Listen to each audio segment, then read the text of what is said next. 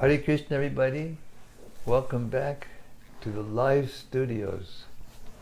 Daily readings of Srila Prabhupada's books right here in Radha Lane, next to Shri Shri Radha Nilamana's beautiful temple, and all the assembled Vaishnavas, their devoted servants.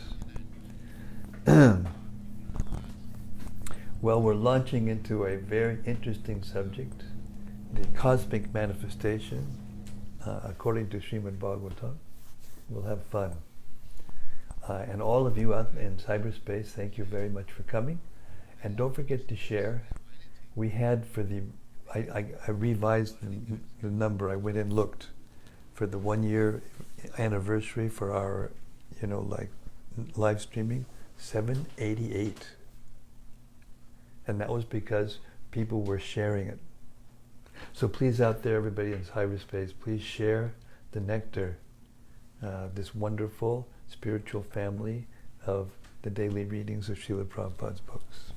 Thank you very much. Okay, Srila Sanatana Goswami's prayer, Srimad-Bhagavatam Mahima Stotram, glorifying the Srimad-Bhagavatam. It goes like this. Sarva Shastra Vipiyusha Sarva Vedaika Satpala Sarva Siddhanta Ratnaja Sarva Lokaika Drikprada. O nectar from the ocean of all scriptures, singular fruit of all the Vedas, rich mine of the precious gems of all conclusive truths, you are the only giver of sight to all the worlds.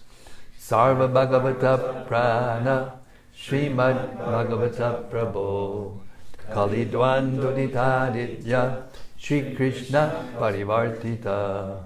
O life air of all the Supreme Lord's devotees, O Master Srimad Bhagavatam, you are the sun risen in the darkness of Kali. You are the exact image of Shri Krishna. Paramananda Pataya Prema Varshakshadayate Sarvada Sarvasevyaya Shri Krishnaya Namostu Me.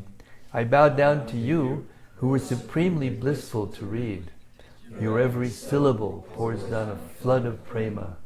You can always be served by everyone. You are Shri Krishna himself. Madeka Bando Matsangin Madguru Man Mahadana Man Nistadaka Mad Bhagya Mad Ananda Namostute. My only friend, my constant companion, my spiritual master, my great wealth, my savior, my good fortune, my source of ecstasy, I bow down to you. Asadu sadhu tadayin ati nichochata kada hanamuncha kadachin mam premna ritkanta yospuda. O bestower of saintliness to the unsaintly, O exalter of the most fallen, please never leave me. Always appear in my heart and my voice with pure love. Om Namo Bhagavate Vasudevaya. Om Namo Bhagavate Vasudevaya. Om Namo Bhagavate Vasudevaya. Om Namo Bhagavate Vasudevaya. Om Namo Bhagavate Vasudevaya. Om Namo Bhagavate Vasudevaya. Now just imagine for a moment, what would it be like if Krishna walked through the door, right now, this door, walked right in? How would we feel? Well, this is exactly what's happening, as we just heard. The Bhagavatam is no different than Krishna. This is why, no matter what's going on during the day with any of us, when we come here and sit down and start to hear the Bhagavatam, it's all right. Whatever has happened during the day, it becomes all right. Hare Krishna. Okay, a description of Jambudvipa. A description of Jambudvipa. Canto 5, chapter 16, starting with text 5. The planetary system, known as Bhumandala, resembles a lotus flower, and its 7 islands resemble the whorl of that lotus. the length and breadth of the island known as Jambudvipa, which is situated in the middle of the whorl, are 1 million yojanas, 8 million miles. Jambudvipa is round like the leaf of a lotus flower. Text 6. In Jambudvipa, there are 9 divisions of land, each with a length of 9,000 yojanas, 72,000 miles. There are 8 mountains that mark the boundaries of these divisions and separate them nicely. Purport. Srila Vishwanath Chakravarti Thakur gives the following quotation from the Vishnu Purana, wherein the locations of the various mountains, beginning with the Himalayas, are described. I won't read the Sanskrit, it's a whole bunch of Sanskrit verse, prose. Text 7. Amidst these divisions, or varshas, is the varsha named Ilavrita, which is situated in the middle of the whorl of the lotus. Within Ilavrita varsha is Sumera mountain, which is made of gold. Sumera mountain is like the pericarp of the lotus-like Bhumandala planetary system. The mountain's height is the same as the width of Jambudvipa. Haribol, Hare Krishna. Or in other words, 100,000 yojanas, 800,000 miles. Of that, 16,000 yojanas, 128,000 miles, are within the earth, and therefore the mountain's height above the earth is 84,000 yojanas, 672,000 miles. The mountain's width is 32,000 yojanas, 256,000 miles, and its summit, and at its summit, and 16,000 yojanas at its base. So it looks like this. It's narrower at the base than it is at the top.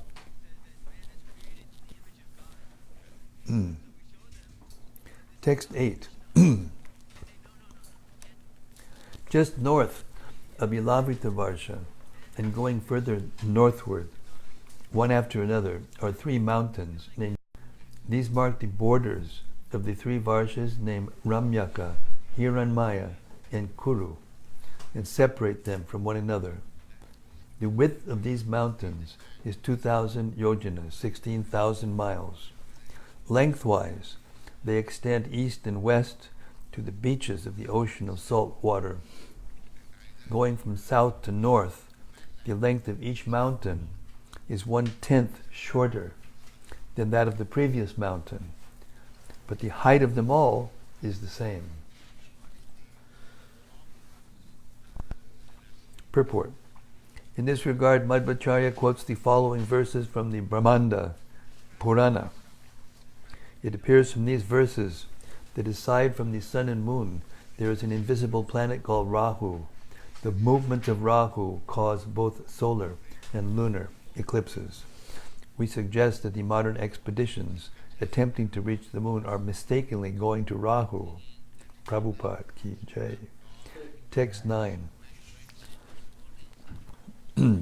Similarly, south of Ilavrita Varsha and extending from east to west are 3 great mountains named from north to south, Nishada, Hemakuta, and Himalaya. Each of them is 10,000 yojanas, 80,000 miles high. They mark the boundaries of the 3 varshas named Harivarsha, Kimpurusha Varsha, and Bharata Varsha, India. Text 10. In the same way, west and east of Ilavrita Varsha are 2 great mountains named Malyavan and Gandhamadana, respectively. These 2 mountains, which are 2,000 yojanas, 16,000 miles high, extend as far as Nila Mountain in the north and Nishada in the south. They indicate the borders of Ilavrita Varsha and also the varshas known as Ketumala and Badvarshva. Purport. There are so many mountains even on this planet Earth. We do not think that the measurements of all of them have actually been calculated.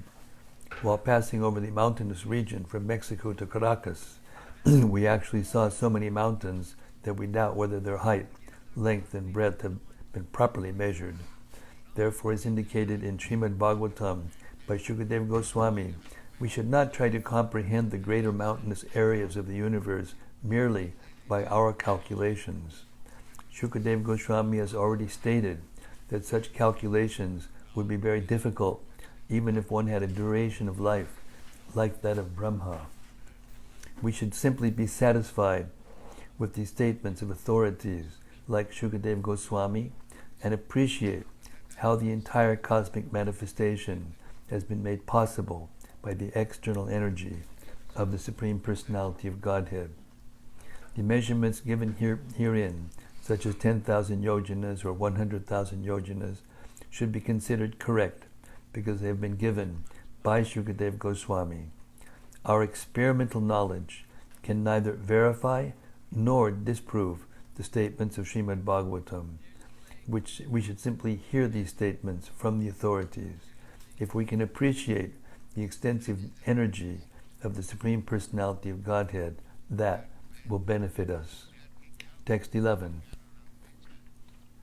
On the four sides of the great mountain known as Sumeru are four mountains, Mandara, Meromandara, Suparshva, and Komuda, which are like its belts. The length and height of these mountains are calculated to be 10,000 yojanas, 80,000 miles. Text 12. Standing like flagstaffs on the summits of these four mountains are a mango tree, a rose apple tree, a kadamba tree, and a banyan tree. Those trees are calculated to have a width of 100 yojanas, 800 miles, and a height of 1,100 yojanas, 8,800 miles. Their branches are spread to a radius of 1,100 yojanas.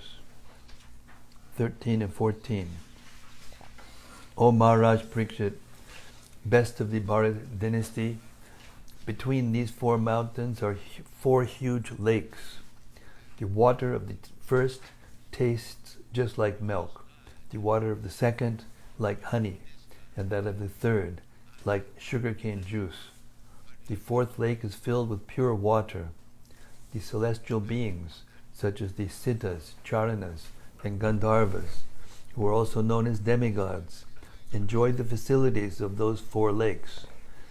Consequently, they have the natural perfections of mystic yoga, such as the power to become smaller than the smallest or greater than the greatest.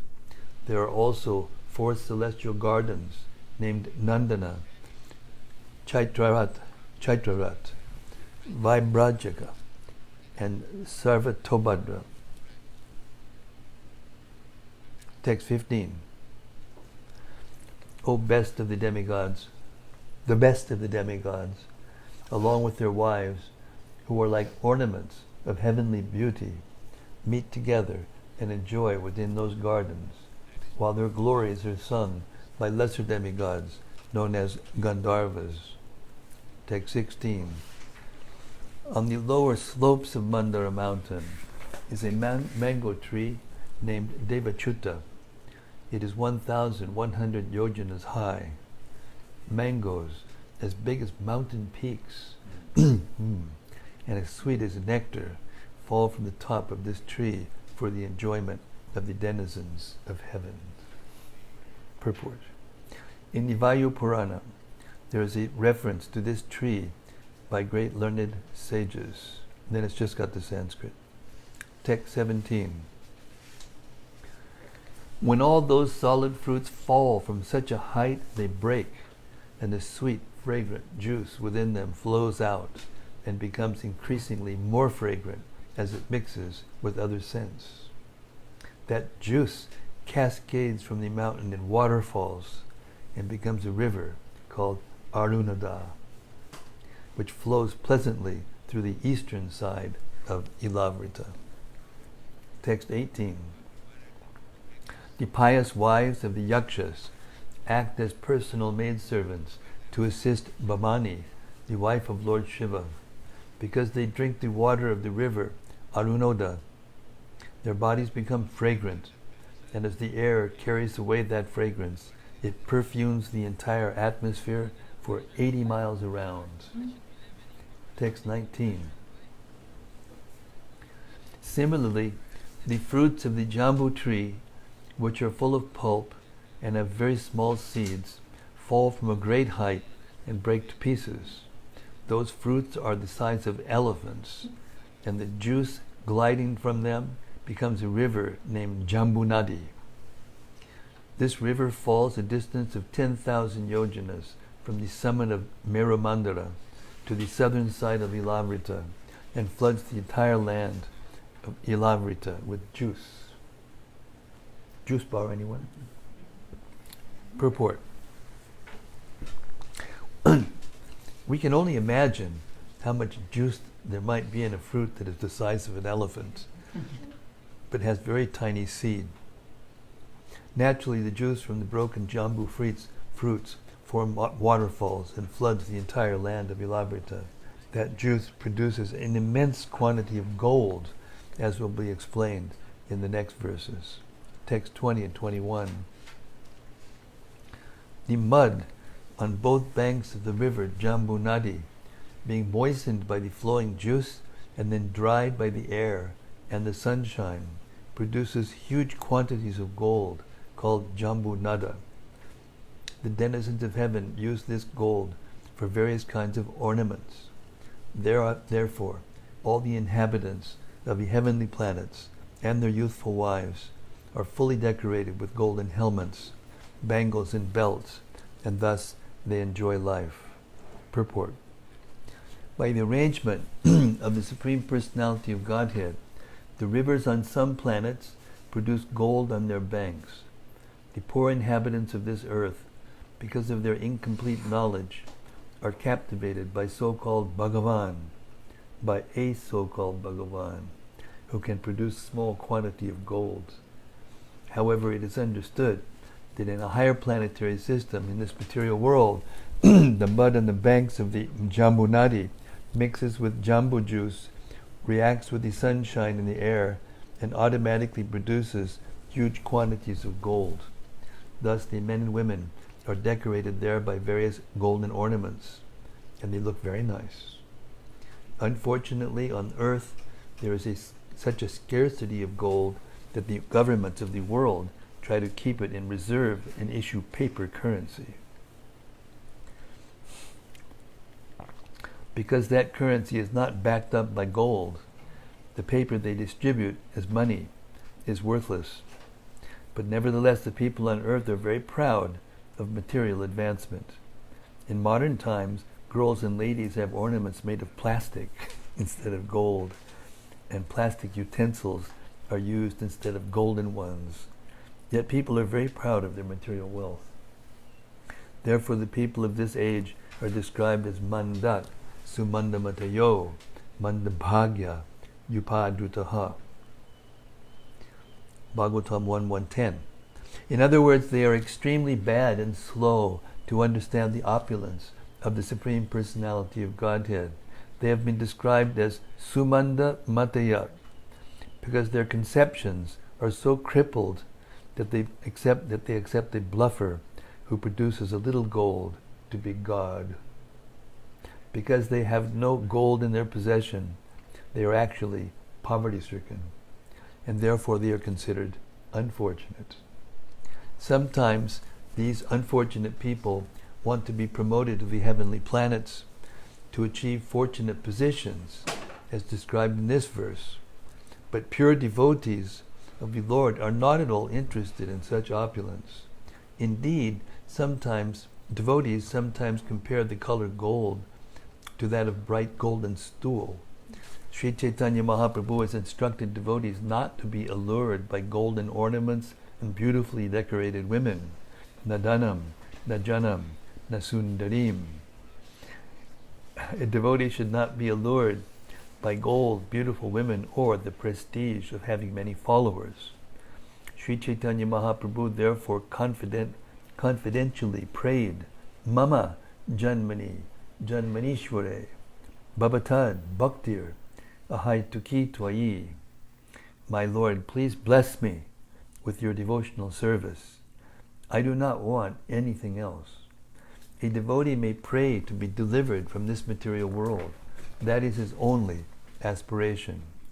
Ainanda tanuja kinkaram, patitam mam vishame bhavam buddho, kripaya tavapada pankaja, stitaduli sadrisham vachintaya.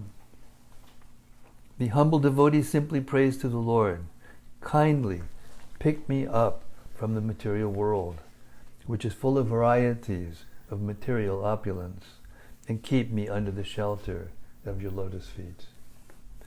Srila Narottam Thakur prays, Haha Prabhu Nanda Sutta, Rishabhanu Sutta Yuta, Karuna Karara He Bara, Narottama Dasya Kaya, Na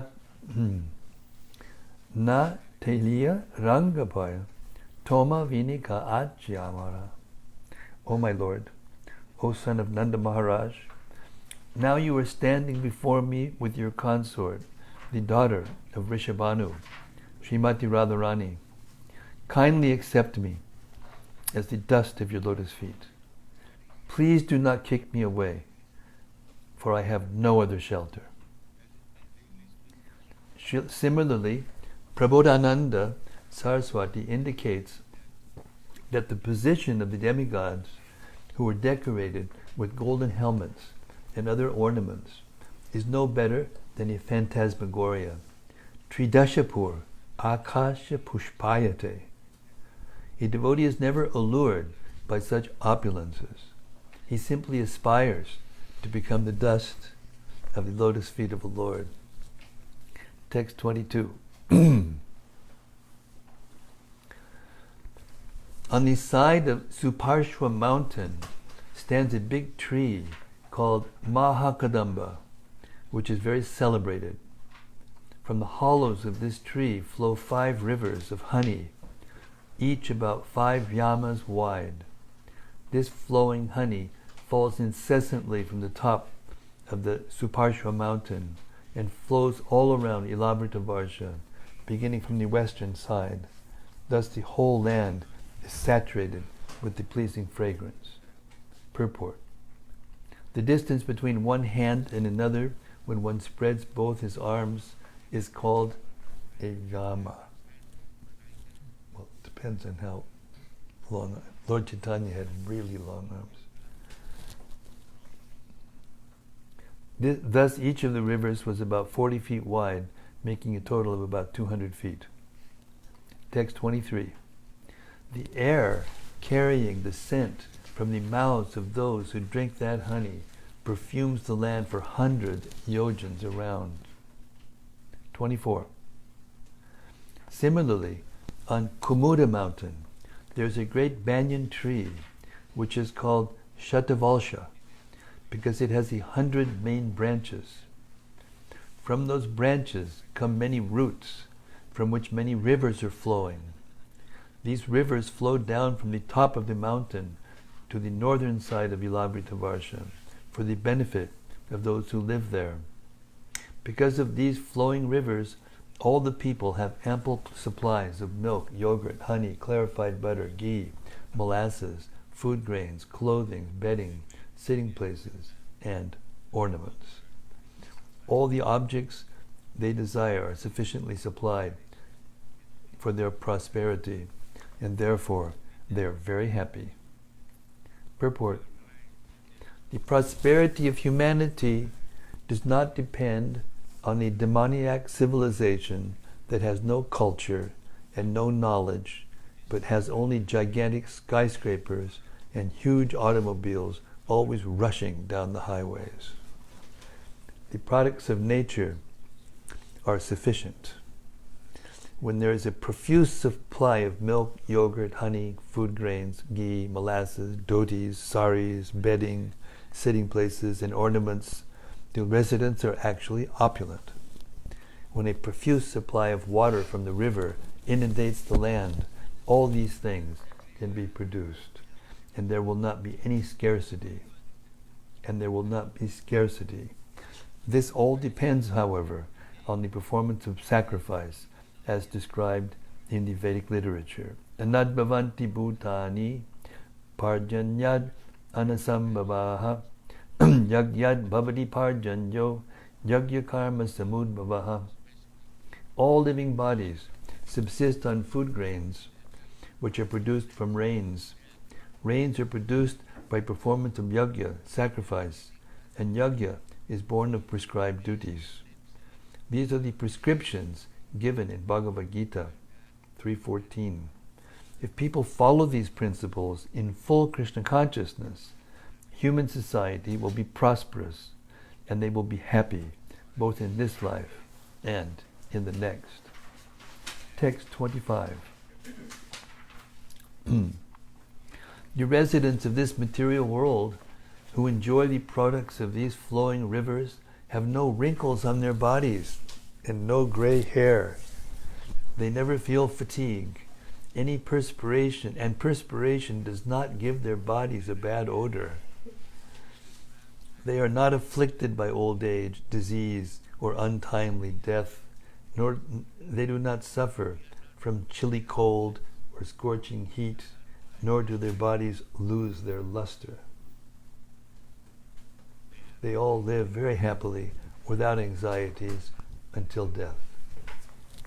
These are very important. I want you to keep in mind these last few descriptions, because the description of the whole thing, when we get to the end, we'll try to put it together and explain to you from higher authorities what it all means. Purport.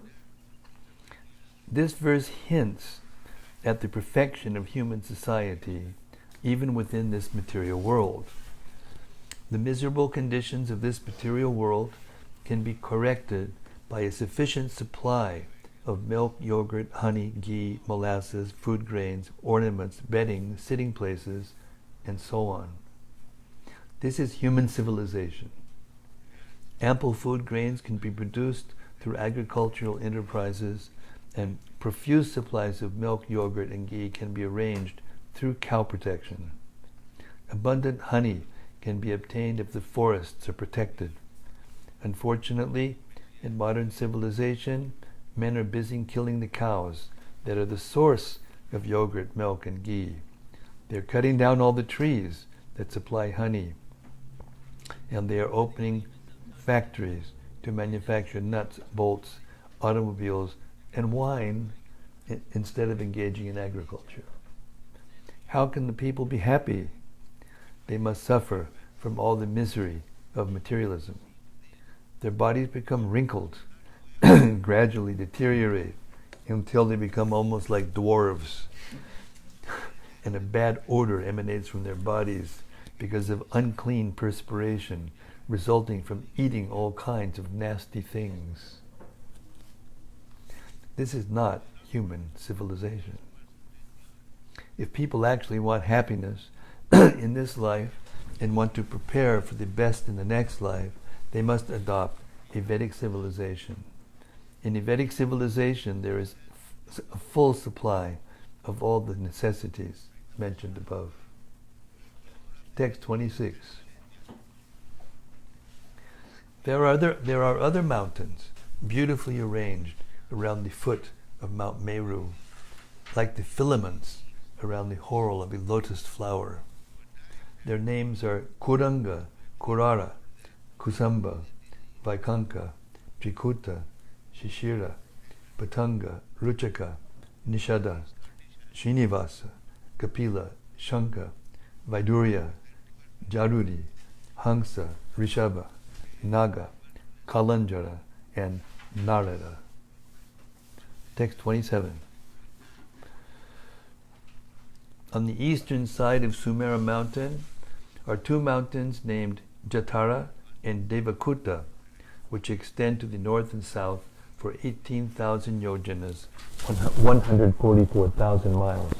Similarly, on the western side of Sumeru are two mountains named Pavana and Paryatra, which also extend north and south for the same distance. On the southern side of Sumeru are two mountains named Kailas and Karavira, which extend east and west for 18,000 yojanas, and on the northern side of Sumeru, extending for the same distance east and west, are two mountains named Trishringa and Makara. The width and height of all these mountains is 2,000 yojanas, 16,000 miles. Sumeru, a mountain of solid gold, shining as brilliantly as fire, is surrounded by these 8 mountains. Text 28. In the middle of the summit of Meru is the township of Lord Brahma. Each of its 4 sides is calculated to extend for 10 million yojanas, 80 million miles. It is made entirely of gold, and therefore learned scholars and sages call it Shatakumbhi. Shatakumbhi. Text 29. Surrounding Brahmapuri in all directions are the residents of the 8 principal governors of the planetary systems, beginning with King Indra. These abodes are similar to Brahmapuri, but are 1/4 the size. Purport. Srila Vishwanath Chakravarti Thakur confirms that the townships of Lord Brahma and the 8 subordinate governors of the planetary systems, beginning with Indra, are mentioned in other Puranas. Brahma's township is known as Manuvati, and those of his assistants, such as Indra and Agni, are known as Amaravati, Tejavati, Samyamani, Krishnangana, Shradhavati, Gandhavati, Mahodaya, and Yashobati. Brahmapuri is situated in the middle, and the other 8 puris surround it in all directions. Thus end the Bhaktivedanta purports of the 5th canto, 16th chapter of Srimad-Bhagavatam, entitled A Description of Jambudvipa.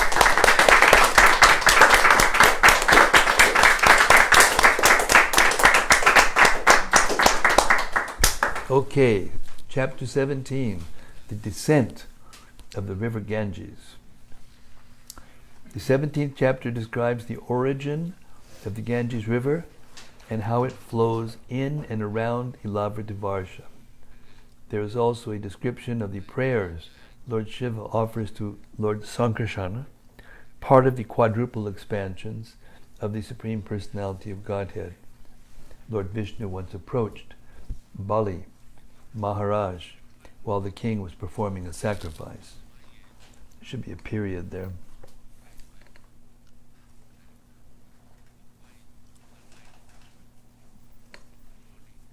The Lord appeared before him as Trivikrama, or Vamana, and begged alms from the king in the form of 3 steps of land. With 2 steps, Lord Vamana covered all 3 planetary systems and pierced the covering of the universe with the toes of his left foot. A few drops of water from the causal ocean leaked through this hole and fell on the head of Lord Shiva, where they remained for 1,000 millenniums. These drops of water are the sacred Ganges River. It first flows onto the heavenly planets, which are located on the soles of Lord Vishnu's feet. The Ganges River is known by many names, such as the Bhagirati and the Jahnavi.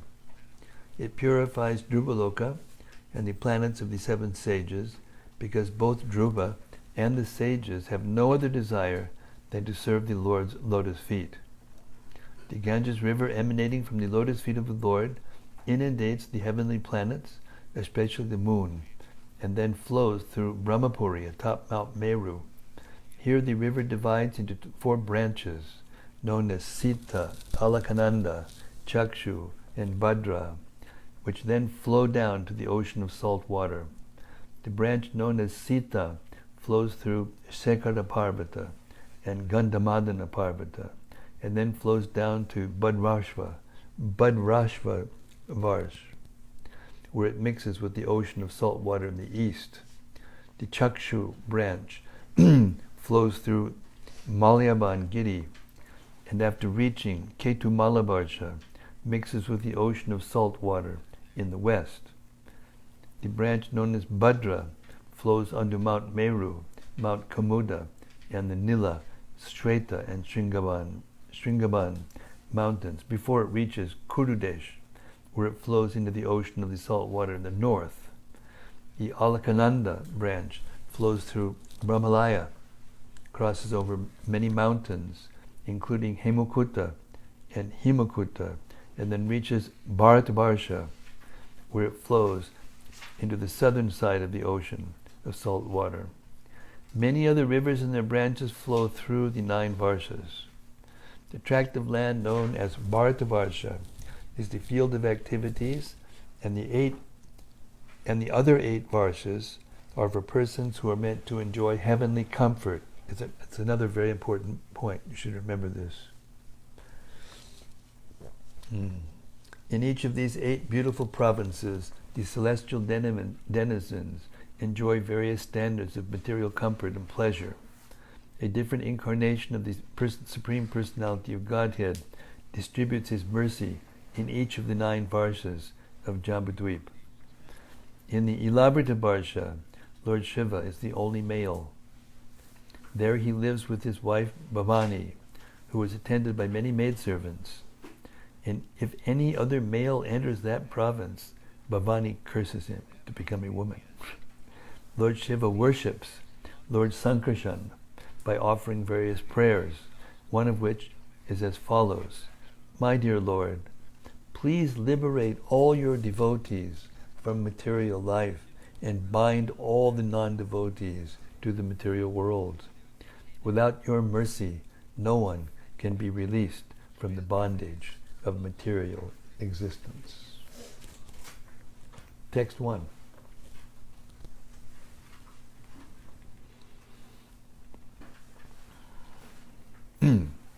Shukadeva Goswami said, My dear King, Lord Vishnu, the enjoyer of all sacrifices, appeared as Vamanadev in the sacrificial arena of Bali Maharaj.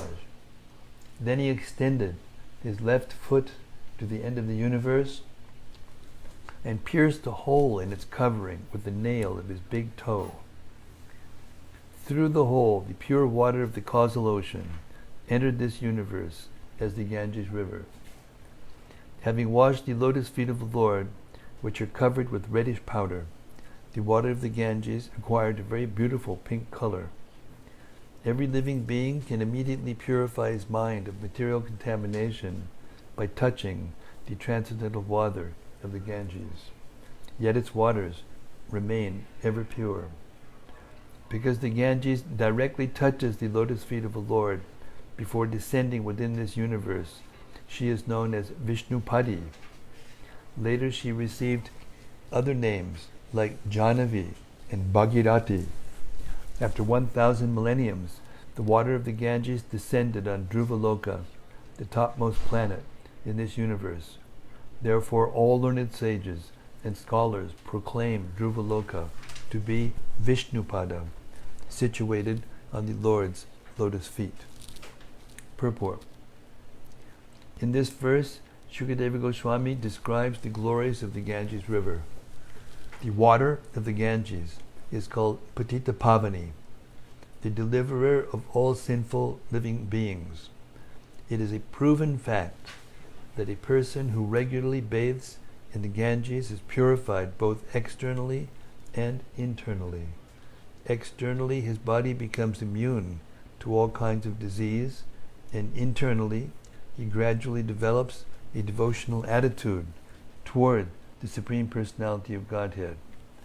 Throughout India, many thousands of people live on the banks of the Ganges, and by regularly bathing in her waters, they are undoubtedly being purified both spiritually and materially.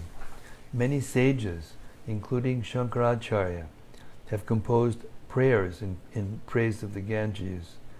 And the land of India itself has become glorious because such rivers as the Ganges, Yamuna, Godavari, Kaveri, Krishna, and Narmada flow there. Anyone living on the land adjacent to these rivers is naturally advanced in spiritual consciousness. Srila Madhvacharya says, Bara he vamapadam tu tad anyeshu tu dikshinam padam kalpeshu bhagavan ujjahara trivikramaha. Standing on his right foot and extending his left to the edge of the universe, Lord Vamana became known as Trivikrama, the incarnation who performed 3 heroic deeds. Text 2. Dhruva Maharaj, the famous son of Maharaj Uttanapad, is known as the most exalted devotee of the Supreme Lord because of his firm determination in executing devotional service. Knowing that the sacred Ganges water washes the lotus feet of Lord Vishnu, Dhruva Maharaj, situated on his own planet, to this very day accepts that water on his head with great devotion. Because he constantly thinks of Krishna very devoutly within the core of his heart, he is overcome with ecstatic anxiety. Tears flow from his half-open eyes, and eruptions appear on his entire body.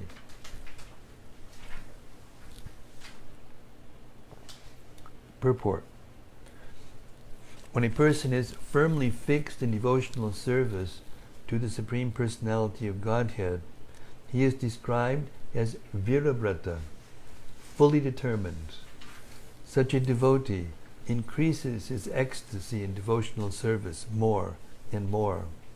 Thus, as soon as he remembers Lord Vishnu, his eyes fill with tears.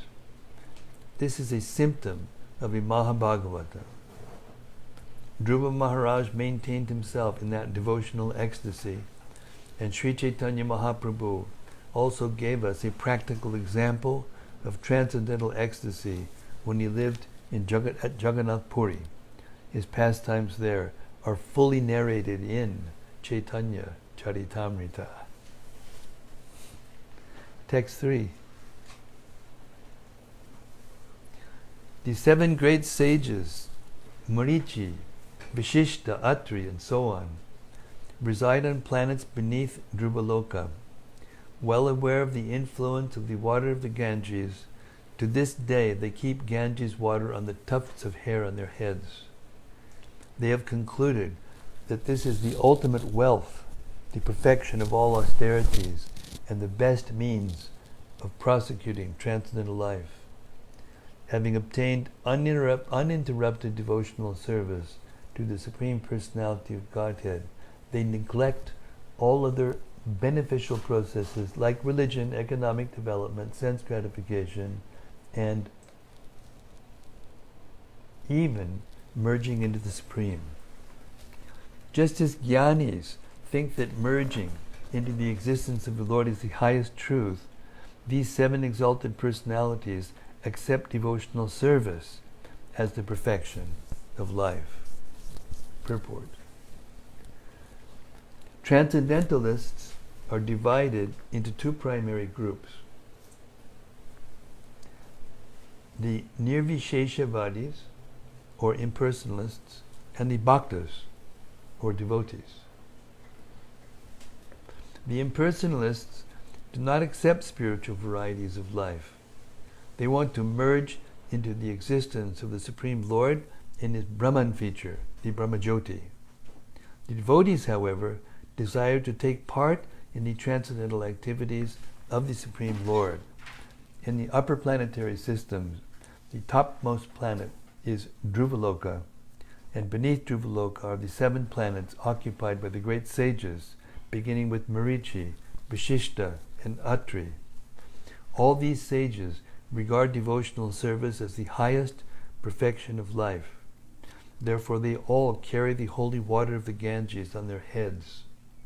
This verse proves that for one who has achieved the platform of pure devotional service, nothing else is important.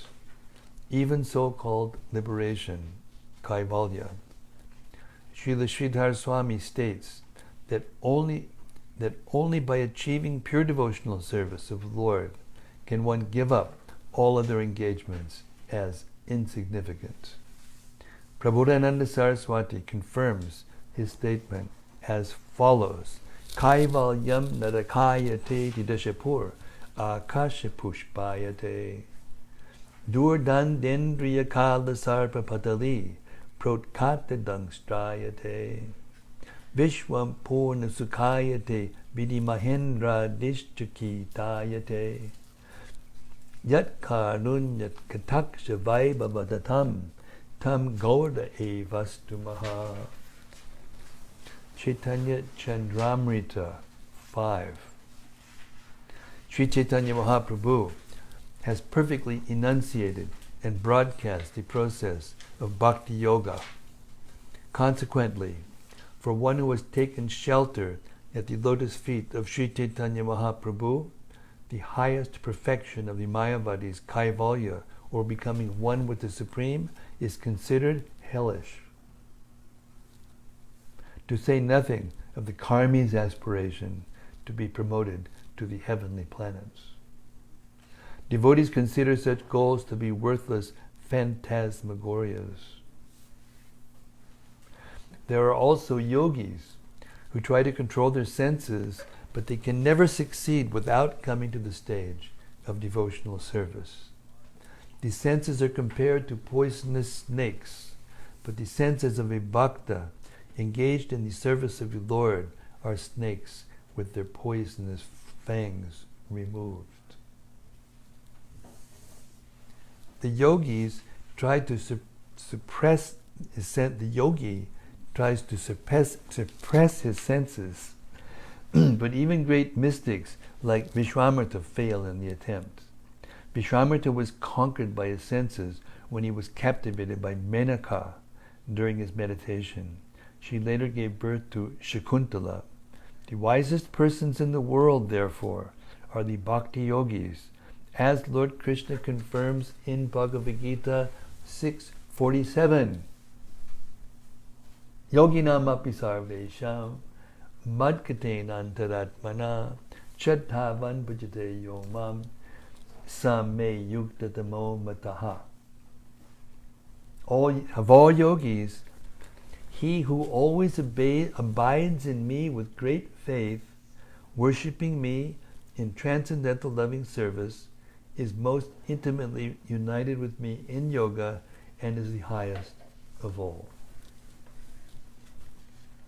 Text 4.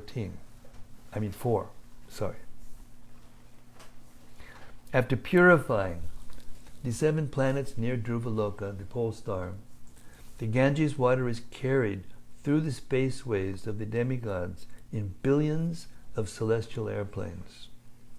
Then it inundates the moon, Chandraloka, and finally reaches Lord Brahma's abode atop Mount Meru. Purport. We should always remember that the Ganges River comes from the causal ocean, beyond the covering of the universe. After the water of the causal ocean leaks through the hole created by Lord Vamanadev, it flows down to the Dhruvaloka, the pole star, and then to the 7 planets beneath Dhruvaloka. Then it is carried to the moon by innumerable celestial airplanes, and then it falls to the top of Mount Meru, which is known as Sumeru Parvata. In this way, the water of the Ganges finally reaches the lower planets and the peaks of the Himalayas, and from there it flows through Hardwar and throughout the plains of India, purifying the entire land. How the Ganges water reaches the various planets from the top of the universe is explained herein. Celestial airplanes carry the water from the planets of the sages to other planets. So-called advanced scientists of the modern age are trying to go to the higher planets, but at the same time they are experiencing a power shortage on Earth.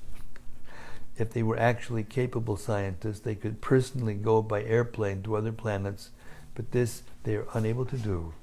Having now given up their moon excursions, they are attempting to go to other planets, but without success. So we'll stop here. Almost 7:30. This is very, very, for some people who don't have strong faith, it's challenging. Or for some people who are highly educated in the mundane astronomy and cosmology of the material scientists, is also going to be a challenge. There is there are 3 lectures that I can recommend that everyone listen to. They're given by my godbrother Sadaputta. They were given in Philadelphia in 1986. And you can find it on the webpage sadaputta.com or something like that. Sadaputta. He has a website, and he has many, many lectures and explanations of these kinds of things. Sadaputta, he passed away unfortunately, but he was my godbrother, and we were friends, and he came once to Spain when I was there, and we preached together. Very brilliant person, genius, PhD in mathematics, and he wrote many books, one of which was called Mechanistic and Non-Mechanistic Science. And he did a lot of research on this subject, and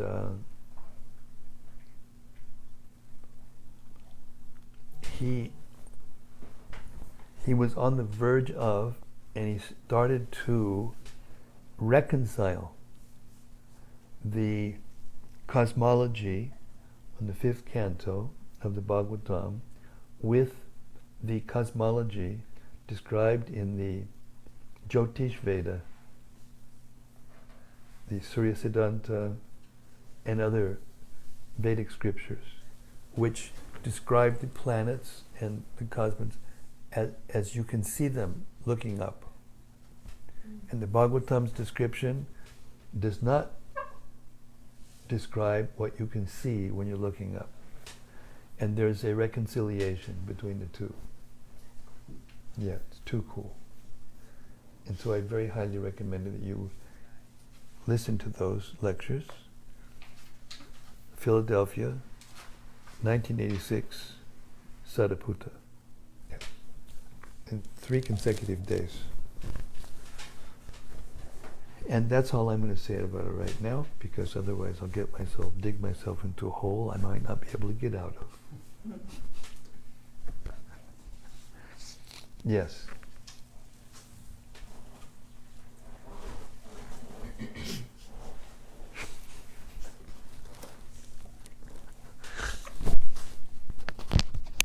Okay, my question doesn't have to do too much with what we read. Why?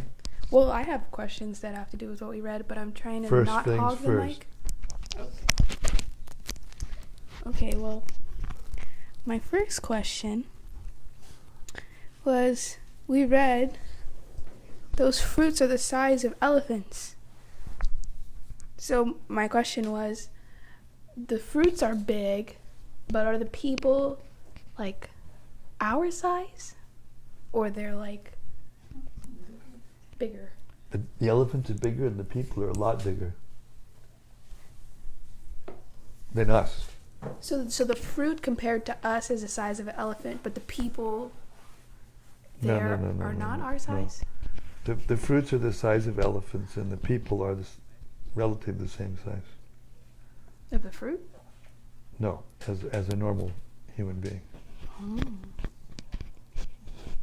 Okay. But that's relative. That's relative. See, the thing is, we can't understand these things with our material calculations. As soon as we start to compare it to what we know, we become confused. You can't compare it to what we know. The only way that you can understand it is to hear it and accept it, because it's coming from Vyasadeva. And there are ways of reconciling these things, but not just by, trying to figure it out by our experience of this plane, on this planet, in this place. That's part of Sariputa's explanation. The reason I ask you to note these couple of purports where it describes how the varshas surrounding Bharatvarsha, which is the earth, are heavenly varshas. Did you notice the descriptions were places where celestial persons live? Those celestial persons live on another plane, another dimension, or subtle energy, let's put it that way. So we can't see it with our gross physical eyes. Therefore, when we look up in our telescopes, we don't see Mount Sumeru and these other places.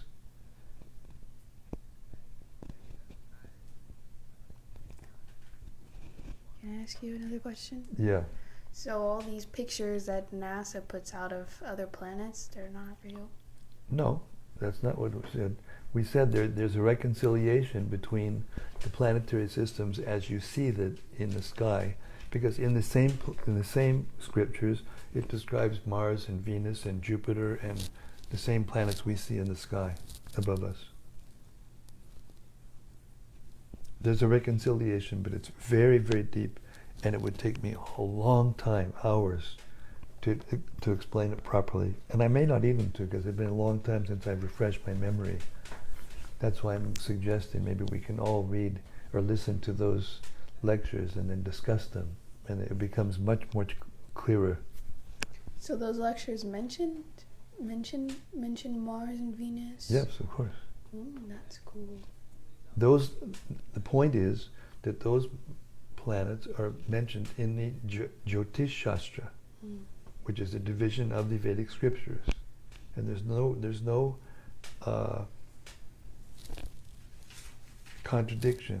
There's only apparent contradictions that have to be reconciled. But in order to reconcile them, you have to have knowledge and realization. You can't reconcile them just by comparing things from what you see out here and with your telescope. Okay. Can I ask my question? It's not kind of related? I don't know. Let's see if somebody else has questions, because I don't want you to.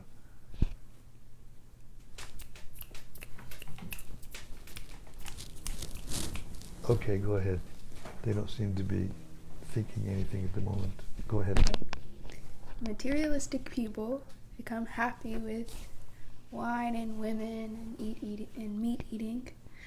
Is it also materialistic to become happy in nature? What is it that attracts us to nature and a natural life? Goodness, passion, and ignorance.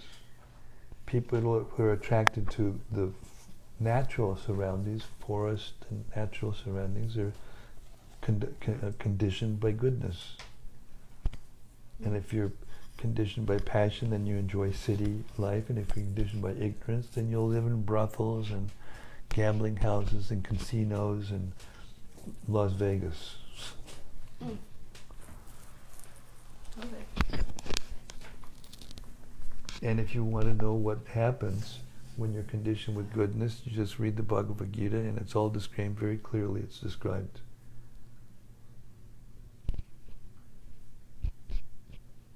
Homework. 14, 15, 16, 17, 18 modes of nature described in all those planets, and all those chapters, many ways. And you put it all together, you'll get a good picture of what it means to be conditioned by the mode of goodness. But if you're conditioned in the mode of goodness, you still have to come back to the material world. So it's not good. Got it. Okay, what do we have? Vilas Manjari Dasi says, Hare Krishna Maharaj. Hare Krishna Vilas Manjari Devi Dasi. I will look for those lectures. The description is hard to picture, especially all the mountains, and some are bigger than the earth. But they are also on the earth. No. Question The mark. Bharatvarsha is the earth. The other are heavenly regions that surround the earth.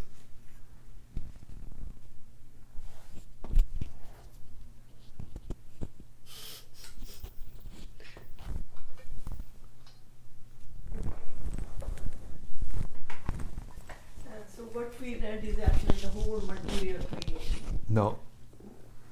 Bhumandala. Woman. Okay, I'll give you just a little hint of what's in those lectures.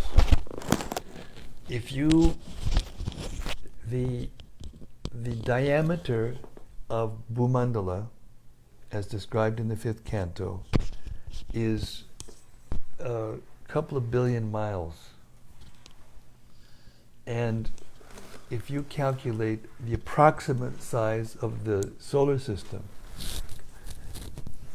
calculated by, this is not so easy to understand, the Earth's circumference, if you just imagine a sphere that goes out where the stars are situated in fixed places, you know, and within our part of it, you know, which is not a solid thing.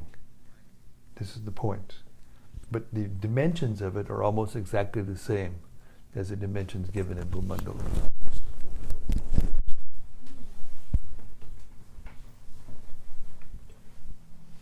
There's a reconciliation, and it's only partial reconciliation because Sariputta passed away before he finished his research. But he makes a lot of points that can help you to put points together that will cause you to be able to understand different things. Now there's another point, and this is a very esoteric point. There was a commentator of the Bhagavatam after Sridhar Swami, not long after Sridhar Swami, whose name was Vangshidhara. And he made a very profound statement that the way the cosmology is described in this 5th canto of the Bhagavatam is purposely done to contradict the way it is described in the Jyotish Veda, which describes astrology and all the planets the way we can see them in the sky and calculates all these different things. The purpose being to confuse the atheists. Just like Krishna, when he left, he confused the atheists by the way he left. We'll get to that later on in the Bhagavatam. We can't understand everything at any time, but especially we can't understand at the beginning. And we'll understand more and more the more our hearts are purified and the more we hear the Bhagavatam again and again. We're not allowed access to everything in the Bhagavatam depending on our consciousness.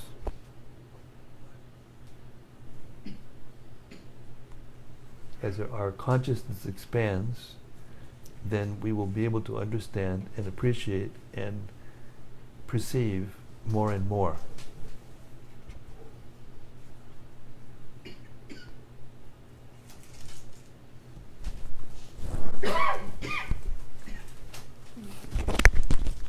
Jai Shri Devi Dasi. Jai Shri. I wonder if are you in Hong Kong? She was traveling. Anyway, go ahead. For people without faith, should we avoid discussing these topics? I had experience that usually it is a waste of time to discuss these topics among atheistic people. Yes.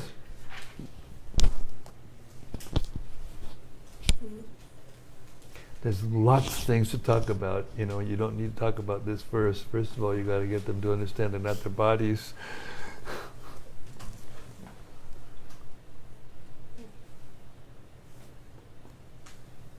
That's why, in a general sense, the Gita is considered to be the undergraduate, the Bhagavatam is the graduate, and the Chaitanya Charitamrita is the postgraduate study of the science of devotional service.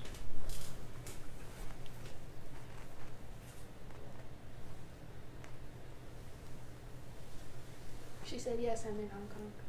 Oh, Hare Krishna.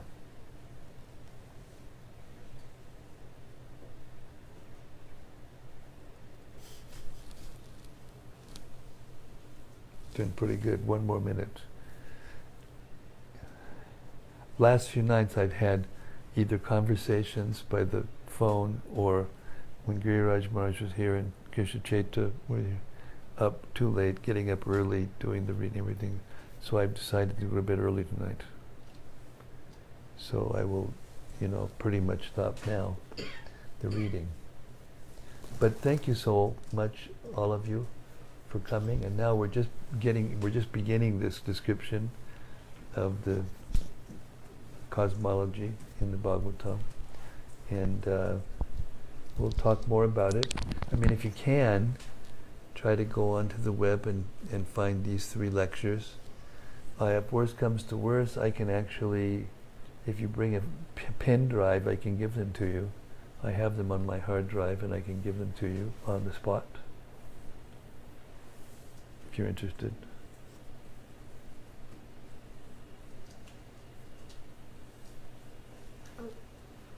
Someone else? Someone said, Dustin Adams said, Hare Krishna, is PK in the room? PK is in the room. Who is it? Dustin Adams? Mm-hmm. You know Dustin Adams? Oh. From Denver. Dustin He Adams? used to come to the noon program. Oh. He's a music teacher. Well, come on down. We got a new Bhakti program and we're recruiting. Dustin? You're welcome. Yeah. Anytime. Our new Bhaktas would like more company. We're building up a team. A juggernaut. Take over Houston.